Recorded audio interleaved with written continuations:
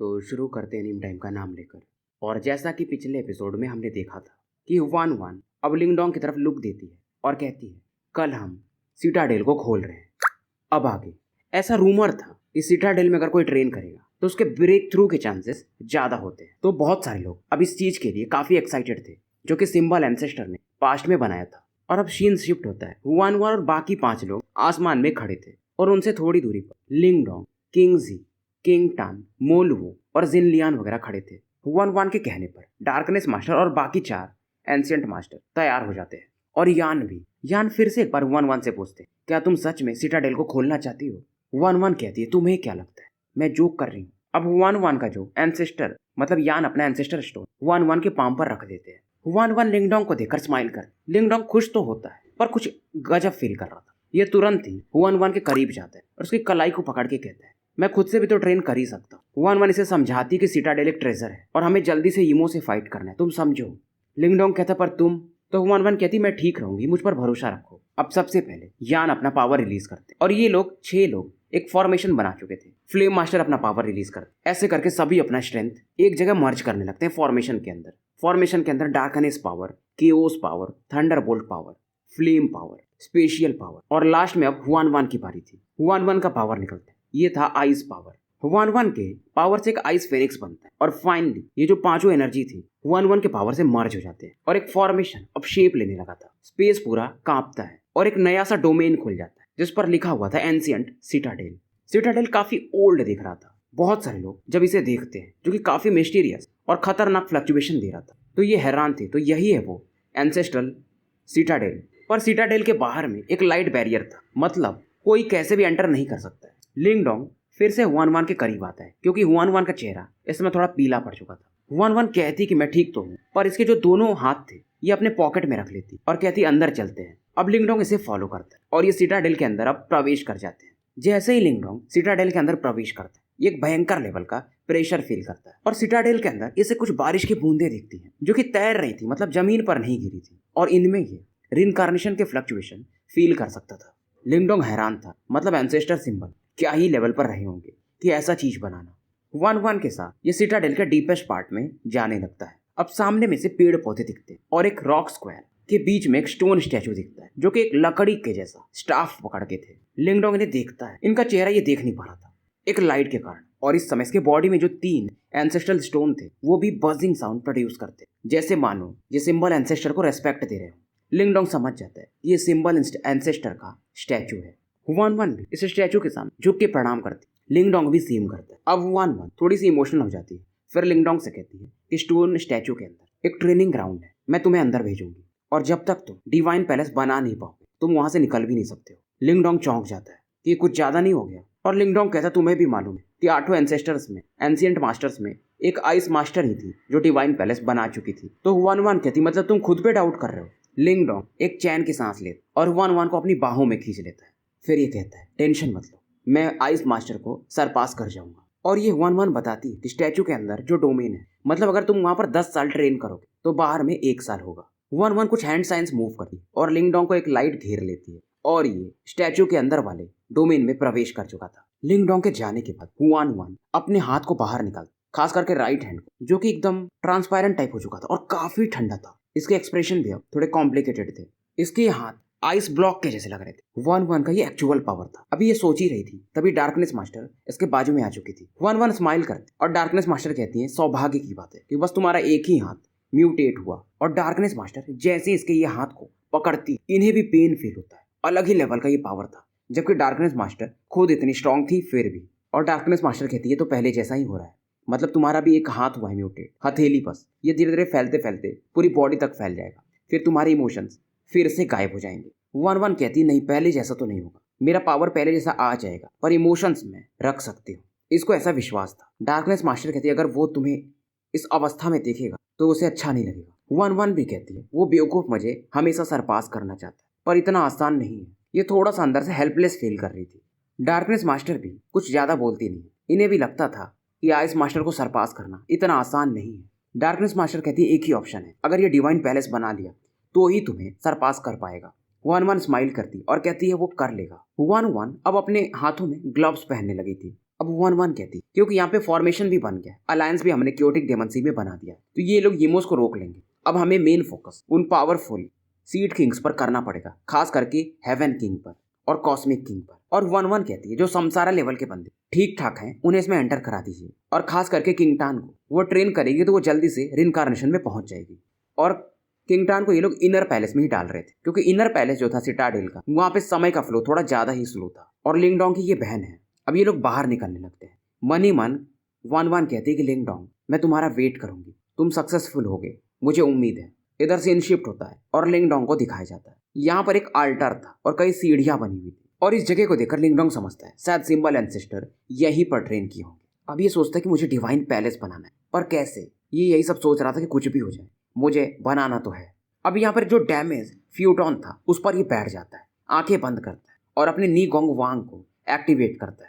नी gong वांग में इसका mental palace जो कि पावर लेवल बढ़ने के साथ बना था, इसे ये देखता है, पर अगर ये डिस्ट्रॉय हो जाए तो इसका मेंटल एनर्जी खत्म हो सकता है। और अगर आपको सुप्रीम सिंबल मास्टर लेवल से ऊपर जाना यानी डिवाइन पैलेस मास्टर बनना है तो आपको अपने नी गोंग वांग को डिस्ट्रॉय करके नया बनाना, पर इसमें रिस्क भी काफी ज्यादा है। अगर नहीं बना पाए तो मेंटल एनर्जी कल्टीवेशन हमेशा के लिए समाप्त हो जाएगा। लिंगडोंग शांति से बैठा था, पर अब ये स्टेप इसे करना तो था। अभी अपने निगोंग वांग यानी कि मेंटल पैलेस के अंदर एंटर करता है। ये इसकी मेंटल एनर्जी की बॉडी थी। ये अपने निवान पैलेस को शांति से देख रहा था। इसका निवान पैलेस काफी वॉयलेंट एनर्जी से भरा हुआ था। इसके निवान पैलेस में मेंटल एनर्जी जो था, कई सारे थंडर बोल्ट्स वगैरह गूंज रहे थे, बवंडर चल रहे थे, पर कोई इसे टच नहीं करता है। और ये अपनी मेडिटेशन वाले स्टेट में था। इसके ब्रीदिंग के कारण इसका मेंटल एनर्जी अब एक्सपैंड होना शुरू होता है, और निवान पैलेस में जो इसकी मेंटल बॉडी थी उसके आसपास एक व्हाइट फॉग बन जाता है। इसको मालूम था कि मेंटल एनर्जी को टेम्पर करने में लंबा समय जाने वाला है। समय अब बीतते जाता है और निवान पैलेस वायलेंट और अभी भी वैसे की वैसी थी। लिंगडोंग शांति से बैठे बैठे इसके बॉडी पर अब धूल भी जमने लगे थे, और अंदर में 1 साल निकल चुके थे। 1 साल बाद ये अपनी आंखें खोलता है तो ये अंदर का समय है, और इस बढ़ते समय के इसके जो अंदर में थंडर पावर थे और वो हरिकेन्स अब वो पहले से काफी नॉर्मल हो चुके थे। इसका निगोंग वांग अब काम होने लगा था जो पहले काफी वायलेंट था। लिंगडोंग खुश होता है कि अब ये आगे बढ़ रहा है। अंदर में लाइटनिंग रिवर भी था, और वहां पर ये मछलियां अपने मेंटल एनर्जी से बना पा रहा था, जो कि ऐसा लग रहा था कि जिंदा हूं। पहले के मुकाबले इसकी मेंटल एनर्जी पहले से भी अच्छे और काम हो चुकी थी। फिलहाल ये सुप्रीम सिंबल मास्टर लेवल की पीक वाले मेंटल एनर्जी पर पहुंच चुका था, और ये आंखें खोलने के बाद 1 महीने तो बस अपने निवान पैलेस को ही ऑब्जर्व करता है। फिर दोबारा ये अपनी आंखें बंद करता है। अब जैसे ही अपनी आंखें बंद कर इसका नी गोंग वांग इसमें फिर से वो लाइटनिंग रिवर्स हरिकेन्स काफी ज्यादा वायलेंट हो जाते हैं, और इस समय यहाँ पर जो भी वो लाइटनिंग ड्रैगन्स हो या हरिकेन्स हो या वो रिवर्स हो, सबको ये मर्ज करने लगता है और ये एक शेप लेना शुरू कर देते हैं। ऐसा लग रहा था कि जैसे एक जो पैलेस बनता है उसका बाहरी जो आउटलाइन होता है वैसा कुछ बन रहा था, पर इन्हें मर्ज करने में काफी प्रेशर लग रहा था और ये कर नहीं पाता है। तो डिवाइन पैलेस जो हल्का हल्का बन रहा था वो गायब हो जाता है। दोबारा से ये कोशिश करता है, फिर से फेल हो जाता है, और ये प्रोसेस चलते रहता है, बार बार फेल्योर फेल्योर फेल्योर। इसे लगा था इतना आसान होगा, पर ऐसा था नहीं। कितना भी कोशिश कर ले ये डिवाइन पैलेस को बना नहीं पा रहा था, और बार बार फेल्योर के कारण इसे क्लू तो मिल रहे थे, पर फिर भी कुछ फायदा नहीं था। समय बीतते जाता है पर लिंगडोंग रुकता नहीं है। अब इधर बाहर के सीन को दिखाया जाता है। कियोटिक डेमन सी के अलायंस को बनाने के बाद जिनलियान यहाँ के मैटर को अच्छे से हैंडल कर रही थी, तो 1-1 वगैरह यहाँ से निकल जाती और इनका मेन फोकस जो सीड किंग्स थे उन पर था। पर उस मैटर के बाद से अभी तक ये सीड किंग्स दोबारा प्रकट नहीं हुए थे, और ये लोग अब चिंतित थे कि लगता है ये कुछ ज्यादा ही बड़ा यीमोस प्लान कर रहे हैं। और ईस्टर्न जुआन रीजन में फिलहाल 1-1 होती है, और ये डाओ सेक्ट का सीन था। फ्लेम मास्टर वगैरह लगातार डेविल प्रिजन को ढूंढ रहे थे, पर ये नाकामयाब थे। ये पहाड़ पे सोच रही थी अपने पुराने घटनों के बारे में, तभी यहाँ पर स्पेशियल मास्टर प्रकट होते हैं और इससे कहते हैं कुछ तो बड़ा हुआ है। 1-1 कहती है क्या? ये बताते हैं कि डेमन रीजन में अभी जो यीमोस की आर्मी है और डेविल कॉर्प्सेस वो प्रकट हुए हैं। 1-1 कहती है वो हमें बस डाइवर्ट कर रहे हैं, मेन जो सीड किंग्स है वो अभी तक अटैक क्यों नहीं कर रहे हैं, तो हमें डेमन रीजन में भी एक अलायंस बनाना पड़ेगा, तभी वो लोग इसे लड़ पाएंगे और हम अपना फोकस इन सीड मास्टर्स पर कर पाएंगे। 1-1 सोचती फिर कहती है मुझे लगता है इन यीमोस ने इनका जो डेविल सप्रेसिंग प्रिजन है तीसरा वाला, जहां पर हमने कई सारे यीमोस को सप्रेस करके रखे हैं, उसका शायद लोकेशन मिल चुका है। स्पेशियल मास्टर भी अब समझ जाते हैं। फिर ये कहते हैं लेकिन वो वाला प्रिजन तो लाइफ और डेथ मास्टर ने सप्रेस किया था, और वो लोकेशन डेविल प्रिजन का गायब भी हो गया। हमें भी नहीं पता कहीं वो डेविल प्रिजन समय के साथ किसी दूसरे डायरेक्शन में प्रकट तो नहीं हो गया। फिर ये लोग डिस्कस करते हैं कि और लाइफ और डेथ मास्टर के बारे में भी तो हमें नहीं पता, और अगर हम उन्हें फोर्सफुली बुलाएं तो अगर वो रिनकार्नेशन में होंगी अभी तो फालतू में डैमेज हो जाएंगी। अब ये लोग डिसाइड करते हैं कि हम लोग हेवन आई को खोलेंगे। हेवन आई से ये लोग जो टॉप लेवल के एक्सपर्ट हैं इमोस क्लैन के, उन्हें ढूंढ सकते हैं। पर 1-1 इस समय कुछ तो फील करती और कहती है मुझे जो लोकेशन फील हो रहा है वो शायद यान एम्पायर की तरफ है, तो मुझे पहले वहां पर जाना पड़ेगा। इधर लिंगडोंग को दिखाया जाता है। ये सोच रहा था कि मैं बार बार क्यों फेल हो रहा हूँ। इसका बॉडी भी अब आइसी कोल्ड हो चुका था। 4 साल हो गए थे इस स्टोन स्टैचू के अंदर। 1 साल में इसने अपने मेंटल एनर्जी को टेम्पर कर लिया था और 3 साल से बस ये डिवाइन पैलेस बनाने को देख रहा था, पर लगातार फेल। हालांकि सोच रहा था क्यों फेल हो रहा है, पर अभी तक इसे कोई श्योर शॉट कंक्लूजन कुछ मिला नहीं था। ये सोच रहा था यार मेरी मेंटल एनर्जी तो वेल रिफाइंड है, तब भी मैं क्यों नहीं बना पा रहा हूँ। अब ये अगला अटेम्प्ट लेने ही वाला था, तभी ये चौंक जाता है। ये सामने वाले स्टोन फ्लोर पर देखते हैं, वहां पर कुछ मार्क्स थे पर वो काफी रैंडम थे और इन मार्क्स के बीच में कुछ डॉट्स भी थे, पर इसे अभी भी कुछ क्लू नहीं मिलता है। तो ये अपनी आंखें बंद करके ट्राई करने लगता है। आंखें जब ये बंद करता है तब इसको दिमाग में आता है कि वो जो डॉट्स दिख रहे हैं, बिंदु, वो मेरे निवान पैलेस के जैसे हैं और जो मार्क्स हैं यानी लाइनिंग्स मतलब डिवाइन पैलेस को शायद काटा गया हो। अब इसे दिमाग में आता है कि मतलब मुझे पहले अपने निवान पैलेस को तोड़ना पड़ेगा और दूसरा बनाना पड़ेगा। पर ये काफी बड़ी चीज थी, ये मजाक नहीं था। अगर इसे हैंडल नहीं कर पाया तो इसका मेंटल एनर्जी का कल्टीवेशन हमेशा हमेशा के लिए समाप्त हो जाएगा। ये सोच रहा था मैं डिस्ट्रॉय करूं या नहीं, पर तभी इसको ख्याल आता कि मुझे आइस मास्टर को सरपास करना है तो करना ही पड़ेगा। अब ये अपने मेंटल एनर्जी को जो निवान पैलेस था सप्रेस करने लगता है। इसका मेंटल एनर्जी एक ह्यूमन हेड के शेप में बदलते बदलते एनर्जी बॉल का रूप ले लेता है और इसके अंदर जो फ्लक्चुएशन थे वो हैरान करने वाले थे। कम से कम जो रिनकार्नेशन के 2 टर्बुलेशन झेल लेता है उसके बराबर इसका जो मेंटल एनर्जी का ये कंडेंस फॉर्म था जो कि एक बॉल के रूप में। और ज्यादा जब ये इसे सप्रेस करने की कोशिश करता है तो इसमें क्रैक्स आने लगते हैं और कई सारी रेज निकलती और इसका निवान पैलेस फाइनली एक्सप्लोड कर जाता है। गंदा लेवल का पेन इसे होता है, पर जो इसकी मेंटल एनर्जी थी ये इसे कलेक्ट करता है क्योंकि निवान पैलेस है नहीं। निवान पैलेस वो जगह है जहां पर इसकी मेंटल एनर्जी रहती है, पर निवान पैलेस अब डिस्ट्रॉय हो चुका है। तो ये अपनी मेंटल एनर्जी को एक जगह कंडेंस करता है। पर मेंटल एनर्जी भी काफी फ्राइटनिंग थी। अगर प्राइमल ड्रैगन बोन नहीं होता तो इसकी हड्डियां कब की टूट चुकी होती। प्राइमल ड्रैगन बोन में से पर्पल गोल्डन लाइट निकलती और लिंगडोंग को प्रोटेक्ट करती है। इस मेंटल एनर्जी से तीनों एंसेस्ट्रल सिंबल भी सपोर्ट करते हैं मेंटल एनर्जी को सप्रेस करने में। लिंगडोंग अब एक गंदी स्थिति में था। अब इस समय इसको पेन भी हो रहा था और इसको डिवाइन पैलेस भी बनाना है, नहीं तो इसकी मेंटल एनर्जी हमेशा के लिए इसकी बॉडी से निकल जाएगी और इसकी बॉडी को भी डिस्ट्रॉय कर देगी। अब ये जैसे कि हर बार डिवाइन पैलेस को बनाने की कोशिश कर रहा था फिर से शुरू करता है। समय बीतते जाते 2 महीने और निकल चुके थे। अब इसका डिवाइन पैलेस शेप लेना शुरू कर दिया था। लिंगडोंग अब काफी खुश था, पर जैसे ये अपनी मेंटल एनर्जी डिवाइन पैलेस में भेजता है इसकी खुशी अब दुख में बदल जाती है। क्योंकि पहले कैसा होता था कि इसकी मेंटल एनर्जी जब निवान पैलेस में जाती थी तो इसका शेप ले लेती थी, यानी लिंगडोंग जैसा एक बॉडी बन जाता था या कोई चिड़िया बन जाती थी। पर इस बार ऐसा कुछ नहीं था। मतलब इसका डिवाइन पैलेस इसके निवान पैलेस से कमजोर था। ये सोचता है कुछ तो लगता है मिसिंग है, पर इसे समझ में नहीं आता है क्या चीज मैं मिस कर रहा हूँ। समय बीतते जाता है। लिंगडोंग तभी कुछ फील करता है कि जेनिथ कहीं ये पावर तो मिसिंग नहीं है। और जैसे इस पावर को ये सेंस करता है प्रीमल कियोस लाइट इसके डिवाइन पैलेस पर पड़ती है। डिवाइन पैलेस से एक आवाज निकलती है और ऐसा लगता है डिवाइन पैलेस इसमें जान आ चुका हो। और मेंटल एनर्जी जो डिवाइन पैलेस के अंदर थी ये एक साइकिल बनाने लगती है। मतलब अब लिंगडोंग का जो डिवाइन पैलेस था उसमें जेनिथ का भी पावर था। प्रीमल कियोस ऑफ लाइट के साथ इसकी मेंटल एनर्जी अब मर्ज हो जाती है और गजब ही लेवल का चेंज होता है। लिंगडोंग अब शांत हो जाता है, पर इस प्रोसेस को इसको मालूम था पूरा होने में, मेंटल एनर्जी पूरी तरह से मर्ज होने में और डिवाइन पैलेस बनने में लंबा समय लगने वाला था। बाहर के भी समय के हिसाब से अब 1 साल बीत चुके थे। समय काफी लंबा बीत जाता है। डेमन रीजन में काफी ज्यादा खून खराबा भी हो चुका था और यहाँ पर भी डेमन रीजन में एक अलायंस बन जाता है और इसको लीड करने वाले ग्रैंडपा मार्टिन थे। क्योंकि जो ट्राइब लीडर थे यानी ग्रैंडपा मार्टिन के फादर, अब उनका डिसीजन था कि मैं अब संन्यास टाइप यानी कि सब कंट्री वाले अफेयर्स में अब ज्यादा ध्यान नहीं दूंगा। तो लिंगडोंग पहले ही मार्टिन ट्राइब का लीडर बन चुका था। अब अलायंस का भी इसे लीडर बना दिया जाता है। बहुत सारे लोग डेमन रीजन के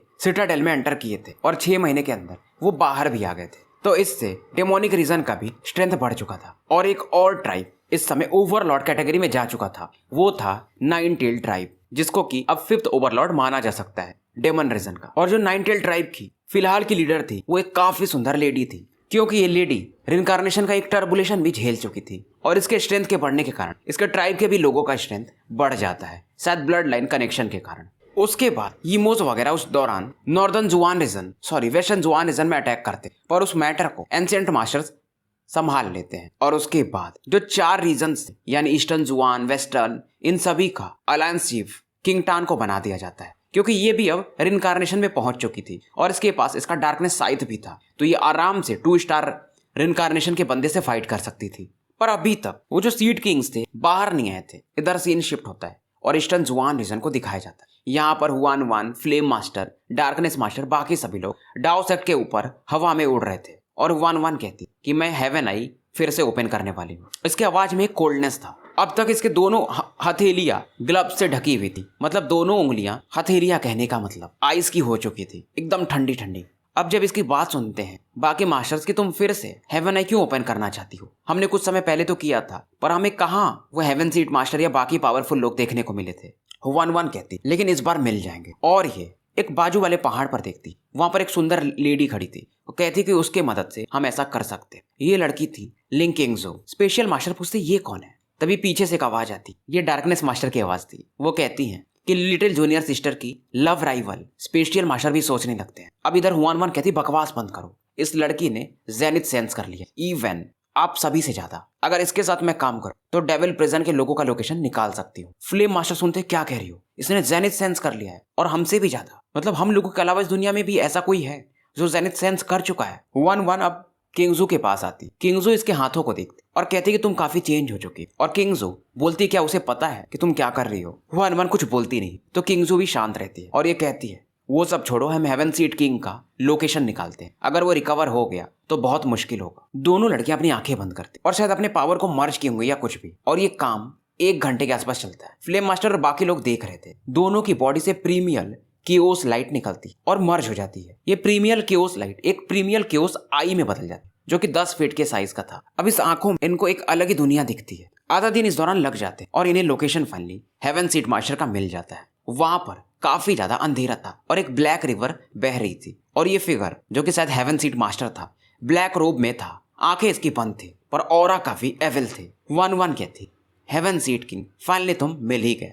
फ्लेम मास्टर भी इस हेवन सीट किंग को देखते तो हैं। हेवन सीट किंग जिसकी आंखें बंद थी फाइनली अपनी आंखें खोलता है और हंस के कहता है तो आइस मास्टर फाइनली तुम आ ही गई। मतलब ये लोग यहाँ से देख रहे थे पर वो फील कर लेता है और कहता है कि मुझ पर स्पाई कर रहे हो। ये कॉफिन में लेटा हुआ था और खुद को रिकवर कर रहा था। अगर ये लोग कुछ बोले तो हेवन सीट मास्टर सुन नहीं सकता, पर ये लोग सुन सकते थे। तो ये जानता था कि मैं जो बोल रहा हूँ ये लोग सुन रहे हैं। हेवन सीट किंग कहता है मैं वेट कर रहा हूँ कि तुम्हें लोकेशन तो मिल ही गया है, कब तुम लोग आओगे और इस बार तुम लोग पक्का हारोगे। अब ये जो आई बॉल था वो गायब हो जाता है और वन वन कहती इसका चेहरा थोड़ा सा पेल पड़ चुका था, साथ में किंगजू का भी, और कहती है कि वो हेवन मास्टर रिकवर कर चुका है और ये बहुत बड़ा बैड न्यूज है और उनका लोकेशन शायद वेस्टर्न जुआन रीजन में है। और ये कहती है जो तीनों अलायंस हैं यानी कि Juan region alliance, demon region alliance और कियोस अलायंस सबको चौकन्ना कर दो और हमें एक साथ इन पर अटैक करना पड़ेगा। वन वन कहती कि जब ये अलायंस आ जाएगा तो हम लोग सीनियर सिस्टर यानी लाइफ एंड डेथ मास्टर को भी अब समन कर लेंगे, क्योंकि मैं अब उनका रिइंकार्नेशन रिपल फील कर सकती हूँ। लगभग वो रिकवरी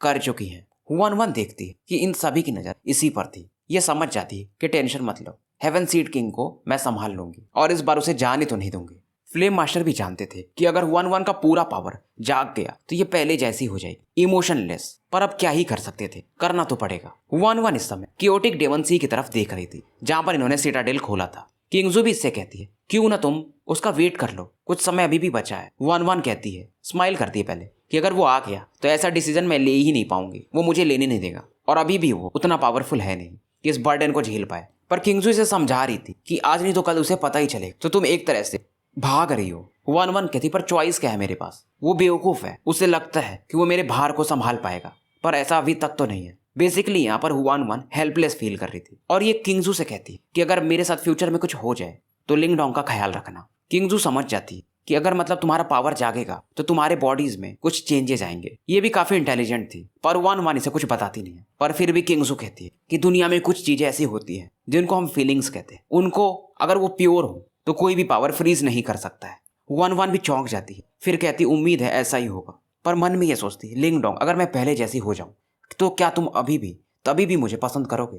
अब इधर सीन शिफ्ट होता है और हेवन किंग को दिखाया जाता है। वो कहता है आइस मास्टर, लगता है हमारा मिलना फिर से होगा। ये अब डार्कनेस रिवर से बाहर निकलता है। इसके बाहर आते ही कॉस्मिक किंग वगैरह काफी खुश हो जाते हैं कि फाइनली तुम बाहर आ गए। यहाँ पर थर्ड किंग और बाकी लोग भी बैठे हुए थे। अब ये लोग पूछते हैं कि हेवन किंग करना क्या है। ये लोग अपनी आर्मीज को गैदर कर रहे हैं। थर्ड किंग कहता है उनकी जो 3 अलायंस है काफी स्ट्रांग है। हेवन किंग हंसता है कि सभी मारे जाएंगे और इस प्लेन का हम यूमो ट्राइब वाले कंट्रोल ले लेंगे। हेवन किंग कहता है एम्परर जो काम खत्म नहीं कर पाए, इस बार हम हेल्प करेंगे और सबको मारेंगे। आइस मास्टर बस वेट करो, इस बार मैं तुमसे नहीं हारूंगा। अब इधर ये सब मैटर चल रहे थे और वहीं लिंगडोंग को दिखाया जाता है, जिसको कि ट्रेनिंग करते करते अंदर में 10 साल बीत चुके थे, यानी बाहर के 1 साल। ये लंबे समय तक शांत था और फाइनली अपनी आंखें खोलता है। आंखें इसकी एकदम अंधेरे के समान काली थी और काफी शांत था। ये ऐसा लग रहा था एक भगवान हो खुद ये, जिसे देखकर दुनिया डर जाए। अब ये अपने पावर को फील करता। इसका निवान पैलेस अब एक डिवाइन पैलेस में बदल चुका था। अब अपने पावर को फील करके कहता है तो ये है डिवाइन पैलेस मास्टर का पावर लेवल। अगर अब ये 7th किंग से मीट करे यानी मिले, एक उंगली के दम पर ये उसे हरा सकता है। मतलब अगर आप डिवाइन पैलेस बना लिए तो आप बेसिकली मेंटल एनर्जी के दम पर 3 स्टार टर्बुलेशन रिनकार्नेशन के बंदे को बराबर का टक्कर दे सकते हैं। हालांकि 10 साल ये बस अपने मेंटल एनर्जी को ट्रेन किया था, पर इन समय के दौरान इसका युवान पावर भी थोड़ा इंप्रूव हुआ था। पर अभी भी ये रिनकार्नेशन का एक भी टर्बुलेशन उस लेवल पर नहीं जा पाया था। कल्टीवेशन से बाहर निकल इसको मालूम था अगर किंगजू ने इसे जेनिथ आर्ट सिखाया नहीं होता तो ये शायद ही डिवाइन पैलेस मास्टर पर जा पाता। हालांकि दूसरा ऑप्शन था इसके पास, हुआन भी इसे सिखा सकती थी। अब जब ये खड़ा होता तो ये जो फॉर्मेशन के अंदर था वो एकदम सेम एंशिएंट यूनिवर्स फॉर्मेशन के जैसा ही दिख रहा था। अंदर का इसका फॉर्मेशन अब थोड़ा सा फ्लक्चुएट करता है। ऐसा लगता है लिंगडोंग का जो कंट्रोल था एंशिएंट यूनिवर्स फॉर्मेशन से वो छूट चुका है और बाहर में जो फॉर्मेशन वो इसके साथ मर्ज हो जाता है। अब ये देखता है जैसे ये दोनों फॉर्मेशन मर्ज होते हैं, इनका जो फाइनल फॉर्मेशन बनता है वो पहले से काफी ज्यादा स्ट्रॉन्ग था और एनर्जी भी इंटेंस थी। तो बेसिकली ये था एंशिएंट यूनिवर्स फॉर्मेशन का कंप्लीट फॉर्म। क्योंकि जब से इसने एंशिएंट यूनिवर्स फॉर्मेशन पाया था तब से इसे लगता था कि इसमें कुछ तो मिसिंग है और ये मिसिंग पार्ट सिंबल एंसेस्टर ने यहाँ पर रखा था जहाँ पर ये ट्रेन कर रहा था। और ये एंशिएंट यूनिवर्स फॉर्मेशन जब मर्ज हो जाता है तो 2 पार्ट में, एक ब्लैक पार्ट और एक व्हाइट पार्ट जेड का इसके हाथों में आ जाता है और इसे ये रख लेता है। लिंगडोंग इस समय सिंबल एंसेस्टर को थैंक यू बोलता है। अब यहाँ पर जो हेलो था जहाँ से ये अंदर आया था उसमें एंटर करता है और बाहर निकल जाता है। इधर सीन शिफ्ट होता है और फ्लेम डिवाइन हॉल को दिखाया जाता है और यहीं पर तो वो एंसेस्ट्रल सिटाडेल था और इसमें बहुत सारे लोग इन दिनों एंटर करके रिनकार्नेशन पर पहुंच गए थे। सिटाडेल के अंदर जो बाहर वाले एरिया में लोग ट्रेन कर रहे थे ये लिंगडोंग को देखते हैं और हैरान रह जाते हैं और ये लोग मनी से रेस्पेक्ट दे रहे थे। अब इन्हें पता चलता है कि एल्डर लिंगडोंग भी एंसेस्ट्रल सिटाडेल में ही ट्रेन कर रहे थे। लिंगडोंग इनकी बातों को समझता है पर ये इग्नोर मारते हुए बाहर निकल जाता है और इनमें से जब ये जा रहा था तो कोई इसको एल्डर लिंगडोंग बोलता तो ये भी थोड़ा सा शर्मा जाता है कि ये क्या चल रहा है। बाहर निकलने के बाद इसे कुछ लोग बताते हैं कि 3 अलायंसेस बन चुके हैं। डेमन रीजन, जुआन रीजन भी जो चारों रीजन्स थे वो इकट्ठा हो चुके हैं और अभी तो वो लोग डेविल प्रिजन की तरफ अटैक करने के लिए बढ़ने वाले हैं। और फिलहाल जो हमारी अलायंस चीफ जिन लियान है वो एक बैटल में उलझी हुई है यीमोस के साथ। लिंगडोंग समझ जाता है कि कियोटिक डेमन सी में ही बैटल है तो इसे वहां पर जाना ही पड़ेगा। बर्ली मैन जो यहाँ पर एक बैठा हुआ था वो कहता है कि एल्डर लिंगडोंग अगर आप जा रहे हैं तो बैटल तो वैसे ही खत्म हो जाएगा। लिंगडोंग इसकी बात सुनता है और स्माइल करके निकल जाता है और लिंगडोंग के गायब होने का तरीका मतलब बस ये ऐसा फ्लैश के टाइप गायब हो जाता है। ये लोग और भी ज्यादा प्रभावित होते हैं। कियोटिक डेमन सी के नॉर्दर्न सी रीजन को दिखाया जाता है। यहीं पर वो बैटल था जो चल रहा था। 1 साल के अंदर जो होने वाला सबसे इंटेंस बैटल था ये वही था। दोनों तरफ की आर्मीज एक दूसरे से फाइट कर रही थी। जिनलियान अपने आर्मी ट्रूप्स को कंट्रोल कर रही थी। जिनलियान के बाजू में एक ओल्ड मैन थे। वो कहते हैं कि अलायंस चीफ इस बार ये यूमोस कुछ ज्यादा ही परसिस्टेंट है। जिनलियान कहती कुछ भी हो जाए यहाँ वाले डेविल प्रिजन को हमें पूरी तरह से समाप्त कर देना है। जिनलियान भी इस समय बैटल फील्ड पर नजर बनाए हुए थी।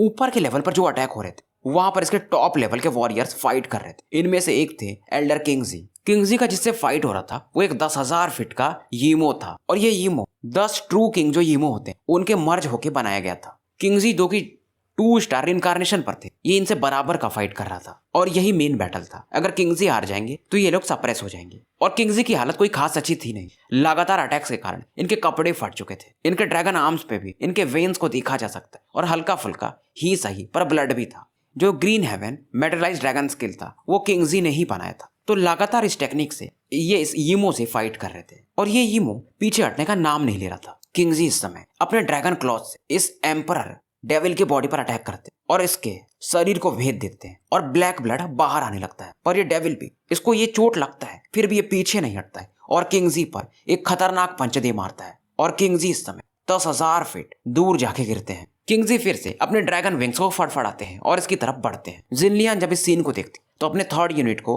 अटैक करने के लिए बोलती है और इधर यीमोस भी इस 3rd आर्मी से फाइट करने के लिए बढ़ जाते हैं। ये कितने भी अपने रिइंफोर्समेंट को बुलाए यीमोस बहुत ज्यादा थे। पर इस समय वो जो 10,000 फीट वाला यीमो अचानक से एक आवाज निकालती और ये जो पूरी यीमो आर्मी एक ब्लैक रेज ऑफ लाइट में बदलकर इस यीमो किंग के बॉडी में एंटर करने लगती है। जिससे किंगजी फाइट कर रहे थे। और इन सभी के एनर्जीज की वजह से ये वाला जो ईमो किंग था काफी ज्यादा स्ट्रांग हो जाता है और एक पंच किंगजी की तरफ मारता है जो कि उड़ते हुए इसकी तरफ आ रहे थे। किंगजी क्योंकि ये अटैक काफी ज्यादा खतरनाक था तो इस अटैक को झेल नहीं पाते और फिर से थोड़ा दूर जाके गिरते और इस बार इनकी बॉडी खून से सनी हुई थी। फिलहाल वाला जो ये ईमो था ये 3 स्टार टर्बुलेशन के करीब माना जा सकता है। किंगजी जब ये सीन देखते तो इनके अंदर भी एक किलिंग इंटेंट जागता है। ये अपने 10,000 ग्रीन ड्रैगन टैटूज को यूज करते और इससे 1,00,000 फीट का ग्रीन ड्रैगन शेप ले लेते हैं क्योंकि किंगजी जानते थे अगर इसे ये रोक नहीं पाए तो पूरी आर्मी इनकी आज तबाह है। एविल ईमो भी ये बात समझता था तो ये सीधा किंगजी से हेड ऑन फाइट के लिए बढ़ता है। इसकी बॉडी से एक ब्लैक रे ऑफ लाइट निकलती है और किंगजी की बॉडी की तरफ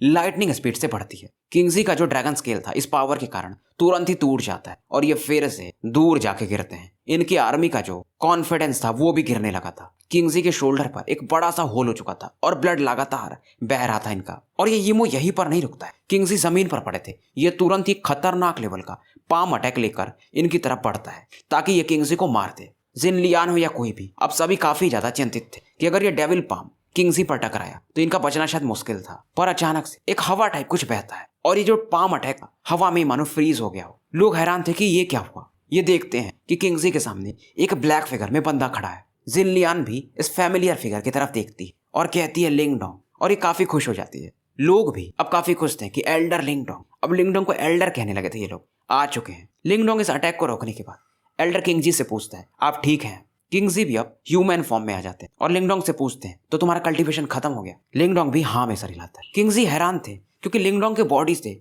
बिल्कुल भी फ्लक्चुएशंस ये भी नहीं फील कर पा रहे थे और इन्हें पुराने दिन याद आते हैं कि जब ये पहली बार लिंगडोंग से मिले थे तो ये बच्चा इनका मेटलाइज ड्रैगन स्किल इनहेरिट किया था और अब ये इन्हें सरपास कर चुका है। फिर ये बताते हैं कि इससे सावधान रहो, ये कई सारे ईमोस का मर्ज है। लिंगडोंग को फर्क नहीं पड़ता। अब ये एविल डेविल लिंगडोंग को घूर रहा था और ये अपने बॉडी के ब्लड को चारों तरफ फैला देता है। ये ब्लड जो कि फैल चुका था इसे जब ये अपने हैंड साइन से मूव करता है तो एक बॉल का शेप ले लेता है, यानी ब्लैक ब्लड का बॉल था जो कि काफी कंडेंस मात्रा में एनर्जी इकट्ठा किए हुए था। और ये बॉल जो था लिंगडोंग की तरफ काफी तेजी से मूव करता है। पर जब तक इसका बॉल आ गया था लिंगडोंग बस अपना हैंड साइन मूव करता है और इसका बॉल 2 भाग में बढ़ जाता है और धीरे धीरे इस बॉल को लिंगडोंग खींच लेता है और इसे कई सारे ब्लैक बीड में बदल लेता है। और ये हंस रहा था। ये जो पावर इसने अभी यूज किया था ये प्राइमल कियोस लाइट था और इसी का जो ये बीड था बॉल से जो इसने बनाया था लिंगडोंग ने उसमें प्रीमल कियोस ऑफ लाइट यूज करके ये इस डेविल की तरफ ही लॉन्च कर देता है। जब डेविल देखता है तो कहता है कि हमारा ही डेमोनिक ऑरा तुम हम पर यूज करोगे, वो भी मारने के लिए। ये हंस रहा था और ये डेविल भी इस ऑरा को क्योंकि ये इसी का था तो इस पर अटैक नहीं करता है। लिंगडोंग हंस रहा था। ये जो बॉल्स थे बीड्स थे छोटे छोटे इस डेविल की बॉडी में एंटर कर चुके थे और लिंगडोंग कहता अब तुम्हें पता चलेगा। ये बस अपने हैंड को प्रेस करता है। डेविल जो कि अभी तक हंस रहा था अलग ही लेवल का पेन फील करता है। इसकी बॉडी में प्राइमल कियोस ऑफ लाइट फैल चुकी थी और इसके अंदर जो भी डेमोनिक ऑरा था धीरे धीरे अब गायब होने लगता है। अब इसके अंदर जो भी ट्रू ईमोस किंग थे उन्हें लिंगडोंग बाहर निकाल लेता है और दूसरे ही क्षण आसमान में कई सारी बिजलियां कड़कती हैं और लाइटनिंग ड्रैगन ये जो निकले हुए ईमोस थे उन पर अटैक करने लगते हैं ताकि कोई बच के न जा पाए। ईमो किंग अब भागने को देखते हैं पर तभी लिंगडोंग अपना दूसरा पावर यूज करता है और ब्लैक होल के बीच में इन ईमोस को फंसा लेता है और जो 10-12 ईमोस किंग थे जिससे ये ईमो बना था थोड़े ही समय में खत्म हो चुके थे। इनको मारने के बाद लिंगडोंग देखता है तो नीचे में 10 लाख ईमोस थे पर ये ज्यादा हाई लेवल के थे नहीं। अब ये कुछ सोचता है और आसमान में बिजलियां कड़कने लगती हैं और इनसे कहता है तुम लोगों को आना नहीं चाहिए था और एक के बाद एक इन बिजलियों से ये पूरे ईमोस को प्यूरिफाई कर देता है। पूरे ईमो वेपराइज हो चुके थे। जिन लियान भी सोच रही थी यार ये लिंगडोंग और बाकी जो ईमोस बचे थे जो कमजोर अपने आर्मी से ये उन्हें मरवा देती है।